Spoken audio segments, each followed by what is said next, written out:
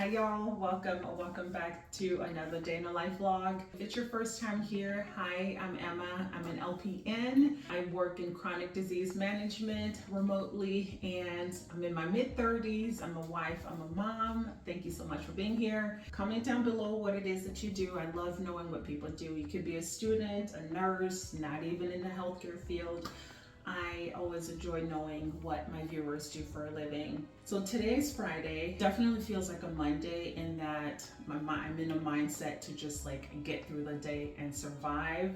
It's just an alert day. And I think around 10 o'clock, I realized that I just was not going to catch up. So I told myself, you know what, today's going to be a triage day, and the rest of the metrics are just gonna have to wait a little while because I'm still trying to catch my breath from all those alerts that just kept coming through. So thank God it's Friday. I had a very strange week. So aside from it being that time of the month for me, I started off the week just like anxious, irritable, brain fog. It was a mess getting through the beginning of this week. And then as the days went on, I feel like myself again. And plus, like, I just feel like there's been a lot going on. You watch the news, you know what's going on. We've got a former president that almost got assassinated, and then our current president who's basically like, oh, by the way, I'm not going to run for a second term, get somebody else to do it. Aside from all the craziness, you guys, the work week has been busy. It's Friday. The plan is to survive through the day.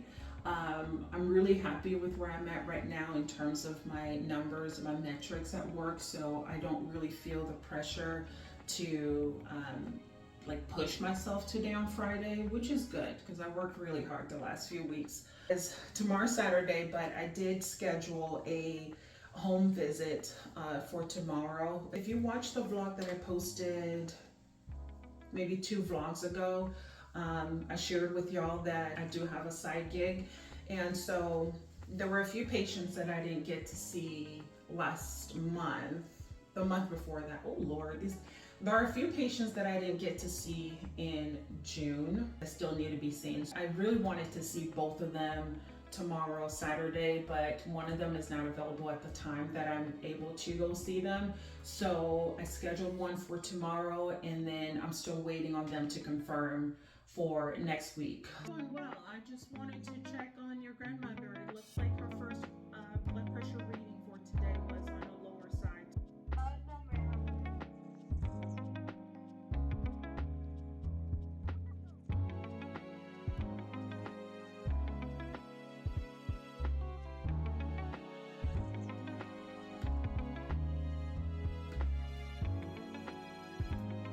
So I had this patient that I've been trying to outreach all month long, and I finally decided to outreach their emergency contact. So I get a hold of somebody. This lady answers the phone, and I'm like, hey, I'm trying to outreach my patient. Haven't had much luck all month. Do you know how they're doing? Have you heard from them? And then she goes, well, I know for a fact that if she's not answering your calls, it's because she's actually ignoring you. And I know that because she lives with me. And she breaks out laughing, and that made me laugh because it's like, first of all, you just snitched on your loved one. And secondly, like, it's really not funny. Like, I'm trying to outreach every single week just to check in and make sure that this patient is okay, especially that they're non-compliant with their readings. This patient is not taking their vitals, so I really don't know how they're doing. And so she busts out laughing, so that made me laugh. And then I had to get serious and be like, look, I just want to check in. How's the patient doing? Do they need anything? Are there any changes with their medications that I should know about? That sort of thing that I usually, want to know when I do my monthly calls. I actually work with a nurse who would have discharged that patient without a second thought for being that petty, y'all. I know the expectations for being in this program, but some of them just don't care. I've got this one patient, I don't think she's even like past 55 years old, but every time I call her for an out of range reading, she'll pick up the phone and be like, hey, what's up? And I'm like, you tell me what's up. Your vitals are out of range. What you mean what's up? You know why I'm calling.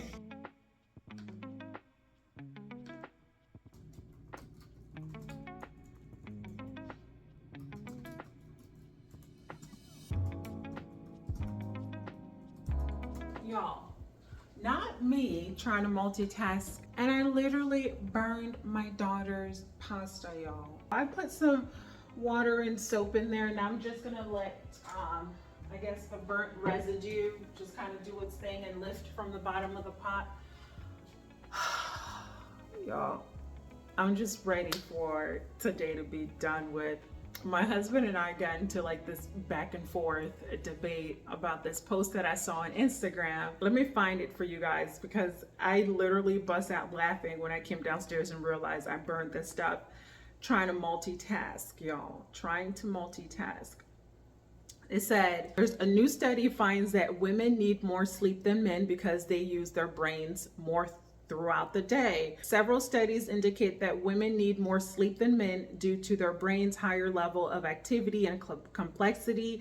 Research from Duke University found that women suffer greater psychological distress, including higher levels of depression, anger, hostility when sleep deprived compared to men. Additionally, women often engage in more multitasking and use more of their brain's capacity throughout the day, which increases their need for recovery during sleep.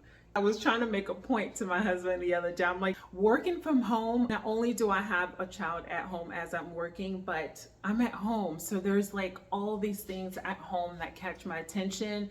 And I do end up multitasking. Some days are better than others, but today I just happened to burn this pasta right quick. But it's true, like, I start the day working, and then once my daughter gets up, it's like immediately my brain just starts to like multitask. She'll ask me for breakfast, she'll ask me to read a book to her, we'll do this, we'll do that, we'll go for a walk, and I come back and I get back to my job and laundry and lunch and all these things, like all throughout the day, Monday through Sunday, multitasking. And so my husband was like, no, what do you mean?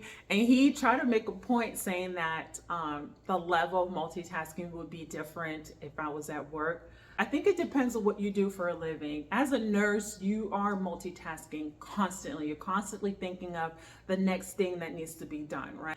My last job in management, it was nothing but multitasking. Lots of different things that had to be done throughout the workday. So I agree with this study. What do you guys think? I do think that women do need a lot of sleep because of all these things that we have to deal with. And if you're a mother, let alone a single mother, I feel like that adds on even more weight to this.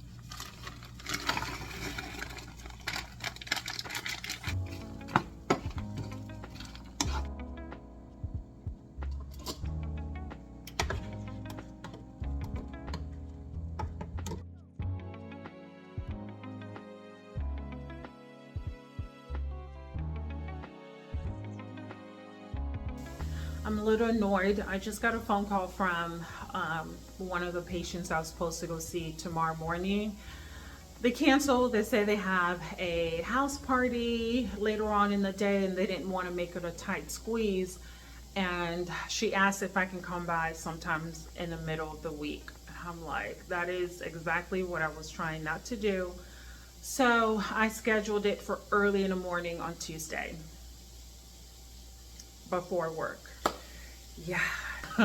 Tuesday is about to be very interesting. I'll just do what needs to be done and get it out the way, because my friend is actually waiting for the paperwork from those visits. So I'll just do what I need to do. Here's what I made, y'all.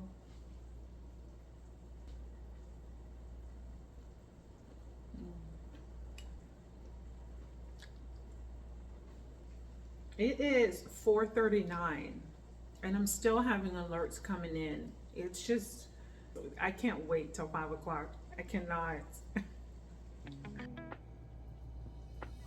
Hello? Hello, hi, good afternoon. I'll just talk to my wife. She took it. Okay.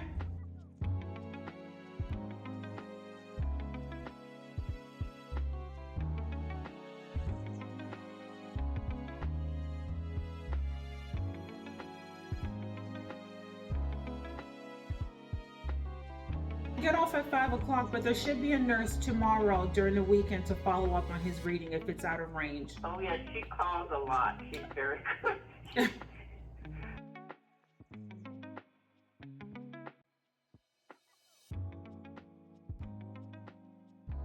It's Friday. I'm free. Here goes the weekend. It's not like I have any plans, you guys.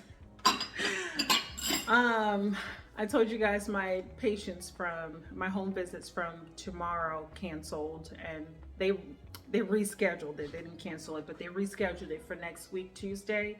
So that leads me to a free Saturday. I'm so glad the day is over, y'all. For some reason, my patients were very, very talkative today. I remember the first 2 hours of the workday this morning. My first call was like 10 minutes long. I hung up the call and I'm like, why did I need to talk for that long first thing in the morning? Like, usually my triage calls last about maybe like 3 to 7 minutes. If I have to access their EHRs to check on medications or whatever last visit notes, that'll take me a little while because then I have to confirm some information with patients. But usually my triage calls don't take that long, but today I don't know what was going on. And then also missed calls. We have this rule, we have a 72-hour rule where we're supposed to, respond to our missed calls, but that's gonna have to wait till Monday. I'm gonna relax before the little one gets up. It's 5:14. I should probably go wake her up right now because I don't need her going to bed later tonight. Did you enjoy your nap? Oh. You feel rested? You ready to eat now? To eat?